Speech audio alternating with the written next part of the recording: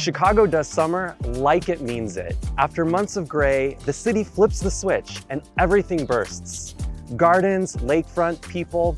When the growing season is this compressed, you notice every bloom, every bee, every breeze off the lake. That urgency is part of why I fell in love with gardening here, and why these 3 outdoor spaces have become touchstones in my life. I chose them because together they tell the story of Chicago. The Lurie Garden, a sweeping contemporary prairie planted in the heart of downtown, framed by skyscrapers, and a short walk from the Art Institute's gardens, where sculpted shade and seasonal beds offer an intimate counterpoint.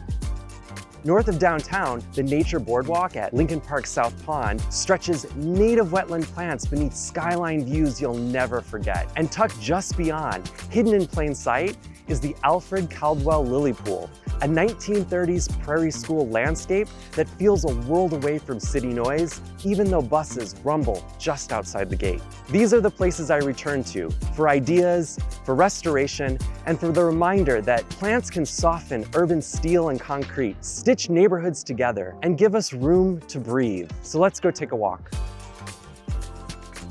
If you visit Chicago in summer and see only one garden, make it the Lurie Garden. Designed with horticulturist Pete Audolph as lead plantsman, it layers prairie grasses, meadow drifts, and pollinator colors right at the edge of Millennium Park.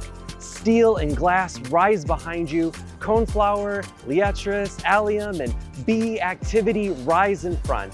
The contrast, wild planting against city grid, is pure Chicago optimism. One of my favorite garden hacks for visitors: pair the Lurie Garden with a short walk to the Art Institute's gardens. In minutes, you move from expansive meadow sweeps to more structured architectural plantings. The South Garden in particular, shaded by honey locusts above a modernist grid, shows how restraint, canopy, and understory texture create calm in tight urban spaces.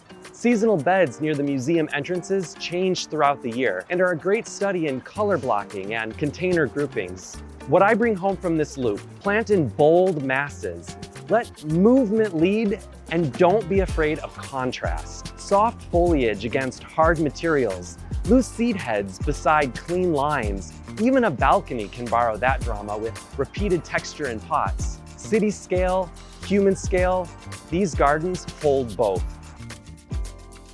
Head north and you'll find one of the best examples of ecological design meeting urban skyline, the Nature Boardwalk at Lincoln Park South Pond. When I was a kid, they didn't have these cute little boats. They had wand-shaped, paddle boats. Now this is given over completely to wildlife and nature, and I don't know about you, I'm kind of okay letting the birds and the fish and the bees and the butterflies have a little bit of space to themselves. What was once a more formal pond was reimagined as a living wetland. Native plant communities ring the water while a sinuous boardwalk carries you through cattails, prairie dropseed, milkweed, and seasonal blooms buzzing with pollinators.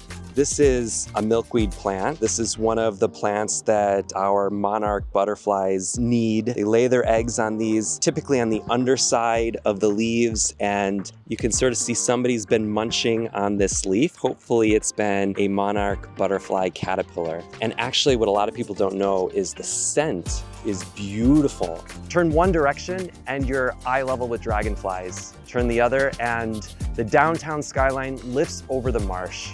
I don't have my binoculars with me, but I do think that there is a group of black-crowned night herons right there. You know, they were once a very common bird, but they're actually now relegated to these really small mating groups, and they typically like to be in quiet places away from humanity, away from loud things. They like to be sort of left alone, and here they are finding a way, thriving in the middle of this large, beautiful, magnificent city. I don't know, if that's not a story of recovery and joy and inspiration to be found there, I don't know what is.